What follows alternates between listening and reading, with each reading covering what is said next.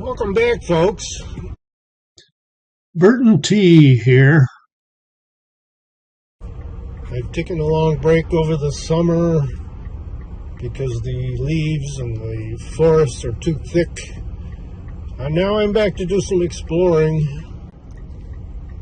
We've got some new adventures planned, more historical hikes. So come along and enjoy. So, as you can see from this historic sign, it says there was a paint mill.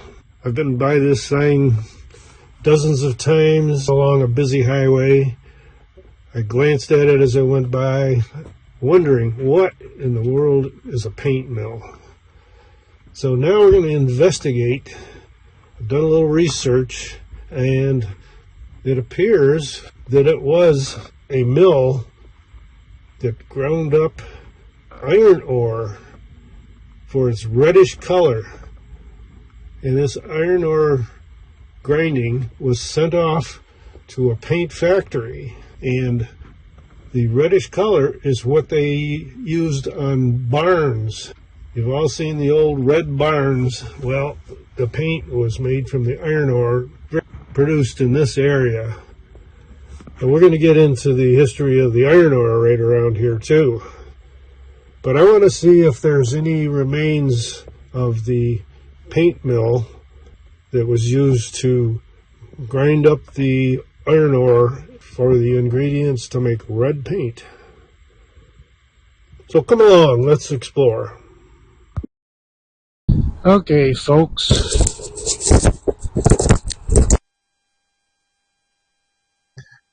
And wouldn't you know it, at this point my microphone connection came loose, so there was no audio as I was videoing.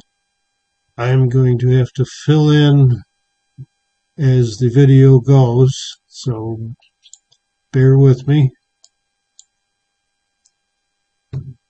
I saw these concrete pieces right where I parked the car. I'm not sure. They look like they were part of something to do with the railroad. We are next to the Ontario Midland Railroad.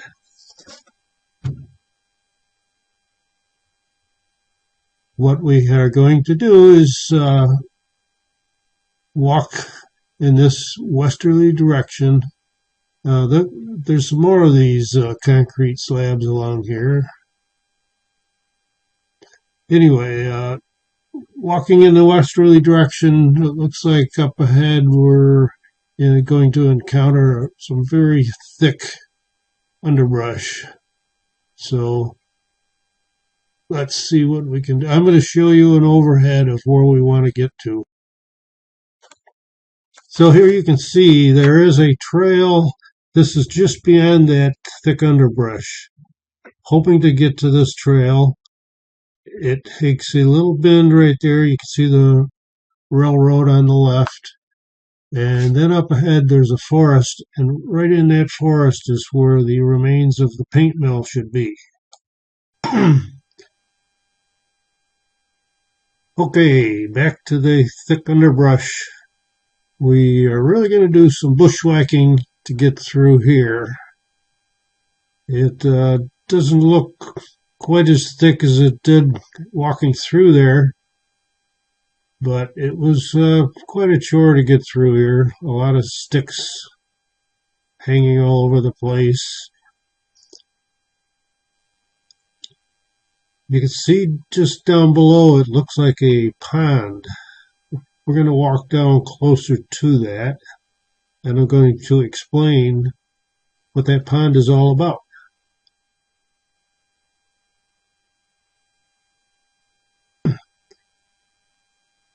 Well, it seemed in 1811, there was a farmer named Mr. Knickerbocker.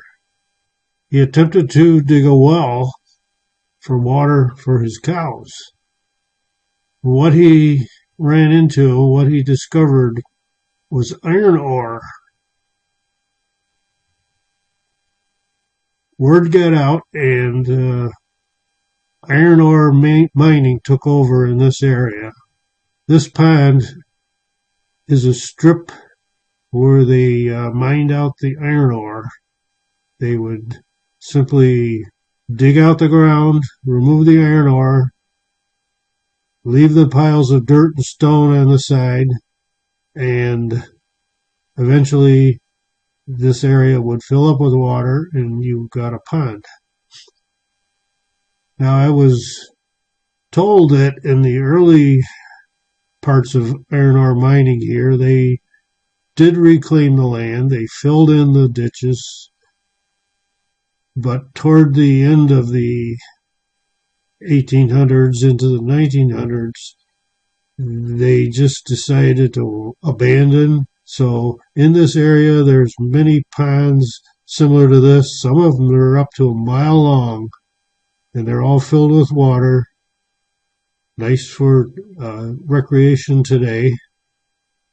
One long pond is part of a park called Casey Park. We will see that in a little while in this video.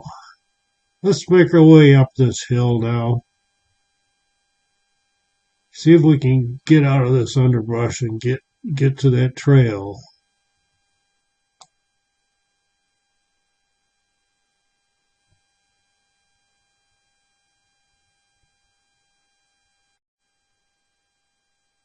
Okay, we have made it to that trail that we saw from the overhead view. We're going to take a stroll down here and head toward that forest. I think we're going to have to walk along a little closer to the railroad edge, but I know the railroad itself is off limits. It's private, no trespassing, so we're going to have to be very careful getting near that.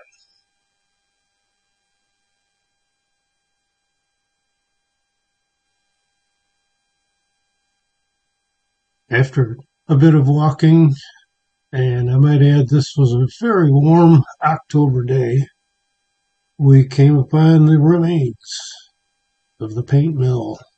What remains is the chimney and furnace. I'm interjecting right here an old picture of the paint mill, and you can see the chimney of the furnace poking through the roof. And we're going to trudge through some more thick underbrush. Check out, get a closer view, see what other remains might be around the base of the chimney.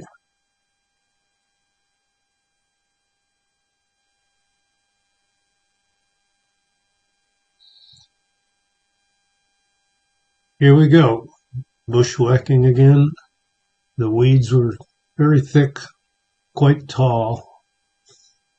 I had to push my way through, knocking down the weeds with my feet, see if we can get up to the base of the chimney. Interjecting right here is an overhead shot of the chimney, and the structure in front of it looks to be some sort of a blast furnace.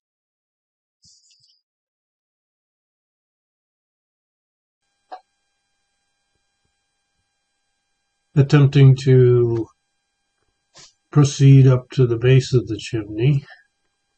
Again, breaking our way through small bushes, weeds.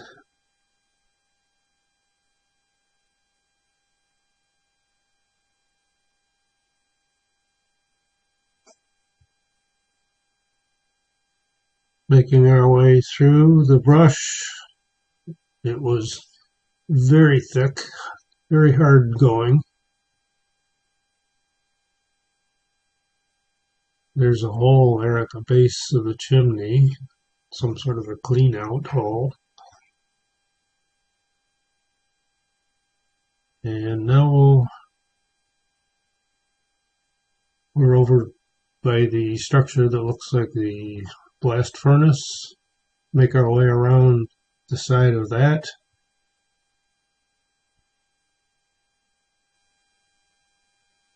And I don't know if you can make it out through the thick brush, but there is a couple of concrete structures, one right there, another one to the left of it, right there, just parts of the main building. And as we walk around the back of the furnace area, getting caught by sticks and thorn bushes. There we go. Now we come around this side and there's more concrete structure. It appears to be ramps that would carry ore up and feed the furnace right through that hole up there. The ground is very messy with the red iron ore. I was getting red marks on the bottom of my pants.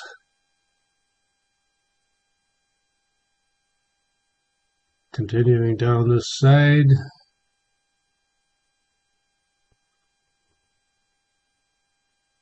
we can turn and see more concrete piers that were part of the ramp to carry up the ore.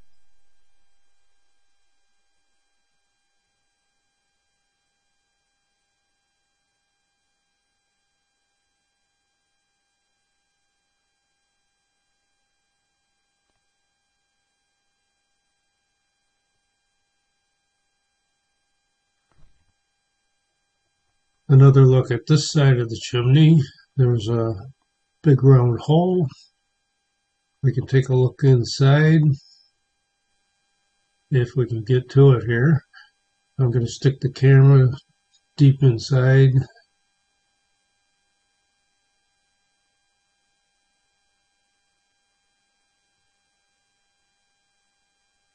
There's a grate. And you can see the hole that was on the other side. Goes all the way through the base of the chimney.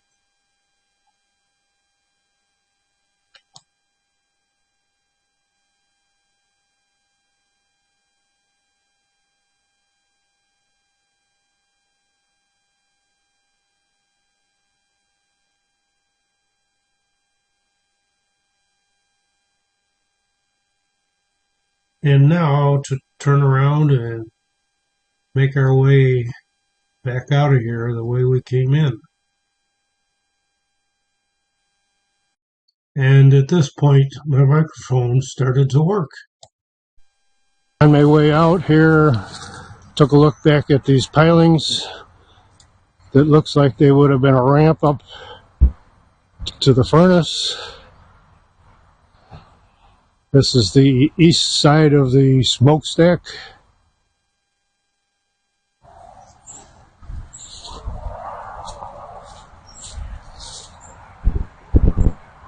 Now to make it through the thick part here. Alright, we made it back out of there. Check for ticks.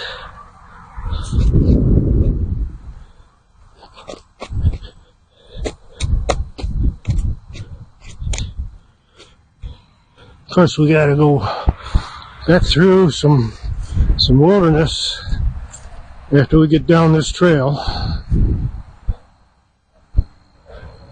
One last look at the chimney and bid farewell. Well, we made it back to where we started. So we're going to take a little cruise and see some more of these strip mining areas that are filled in with water.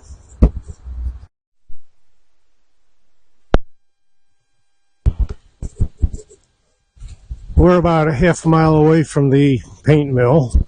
We stopped at Ontario Center Road, and we're going to see a couple of the trenches where they mine the iron ore. And there's a little bit of history here. Iron ore discovered in 1811.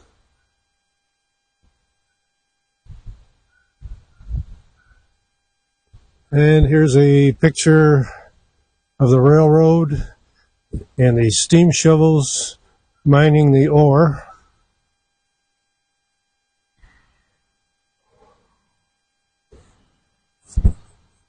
Above photo was taken around 1880. They believe to be the main pit, which is in Casey Park, and that's about a half mile to the east of where we are right now.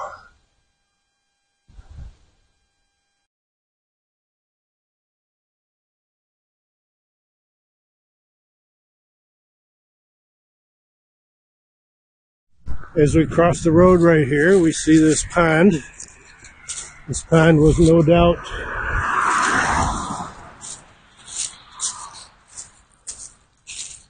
an area where they dug out the iron ore.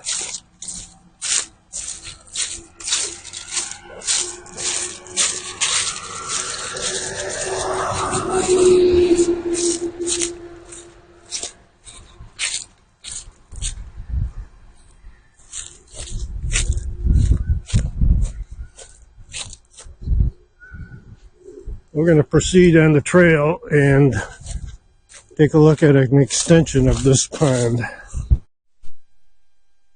Well, it appears that my microphone went out again. I had voice on this stretch of video, but I'm going to have to talk over the top of the video now.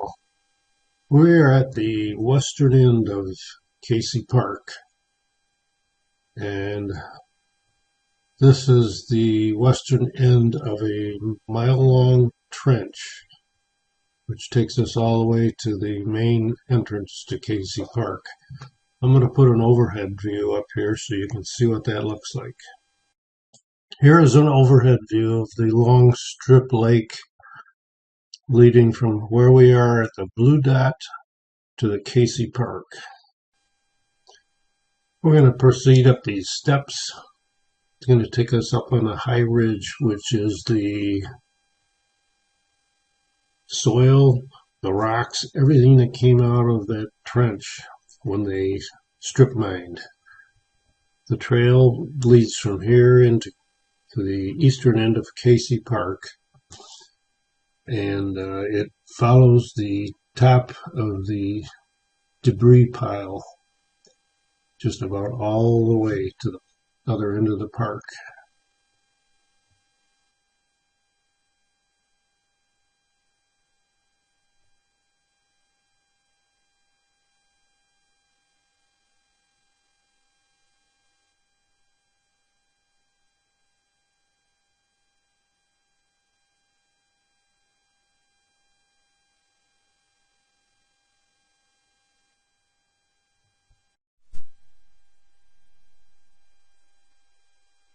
As I may have mentioned before, in the earlier 1800s, they managed to reclaim the land by filling in the trenches.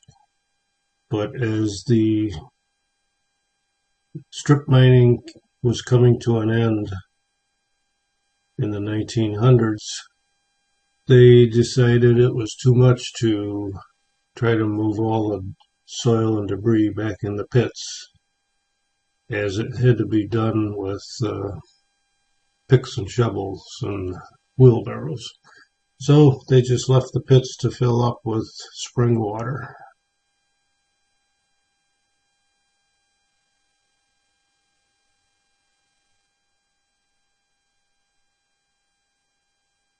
These debris piles appear to be at least 50 feet higher than the pits, at least to the surface of the water, and I don't know how deep the water is.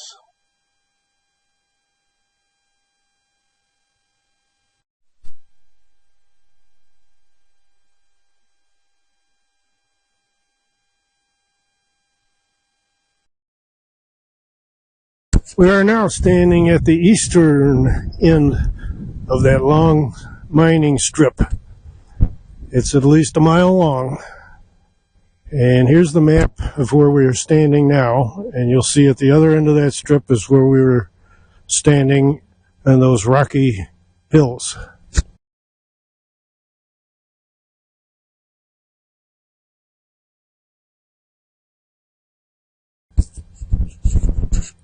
And I would say it is probably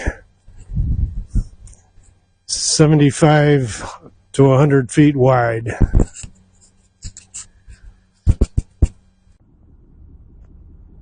And Casey Park is right here on Knickerbocker Road. It was probably named after Mr. Knickerbocker, the man who discovered the iron ore on his farm. And that does it for this little historical adventure. I hope you enjoyed it. Please press the like button and subscribe if you have not. See you the next time.